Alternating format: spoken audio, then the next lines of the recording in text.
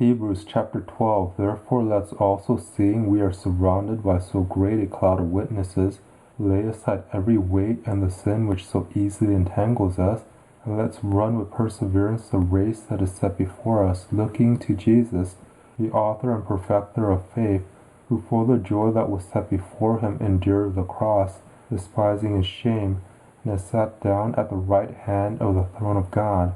For consider him who has endured such contradiction of sinners against himself, that you don't grow weary, fainting in your souls. You have not yet resisted to blood, striving against sin. You have forgotten the exhortation which reasons with you as with children.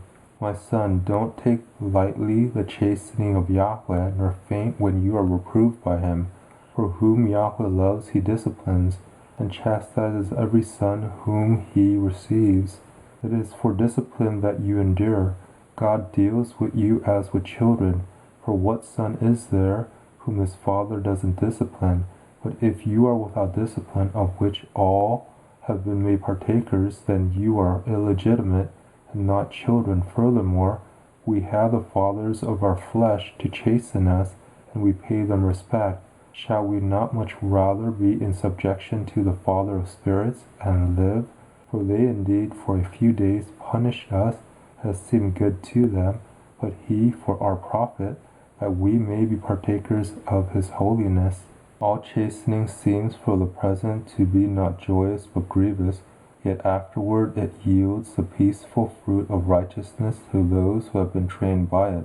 Therefore lift up the hands that hang down and the feeble knees, and make straight paths for your feet, so what is lame may not be dislocated, but rather be healed.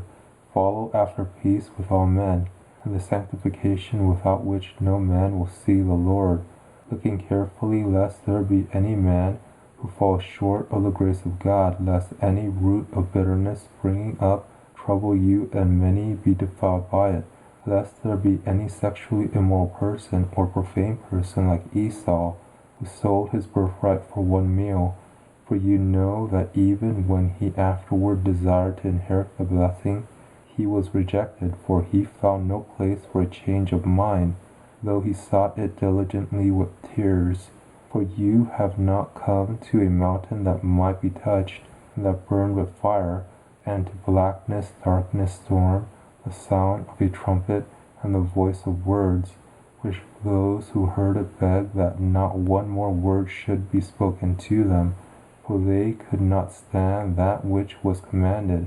If even an animal touches the mountain, it shall be stoned. So fearful was the appearance that Moses said, I am terrified and trembling. But you have come to Mount Zion, and to the city of the living God, the heavenly Jerusalem, and to innumerable multitudes of angels, to the festal gathering and assembly of the firstborn who are enrolled in heaven, to God the judge of all, to the spirits of just men made perfect, to Jesus, the mediator of a new covenant, and to the blood of sprinkling that speaks better than that of Abel. See that you don't refuse him who speaks, for if they didn't escape when they refused him who warned on the earth, how much more will we not escape who turn away from him who warns from heaven, whose voice shook the earth then, but now he has promised, saying, Yet once more I will shake not only the earth, but also the heavens. This phrase, yet once more, signifies the removing of those things that are shaken, as of things that have been made, that those things which are not shaken may remain. Therefore receive a kingdom that can't be shaken. Let's have grace, through which we serve God acceptably with reverence and awe, for our God is a consuming fire.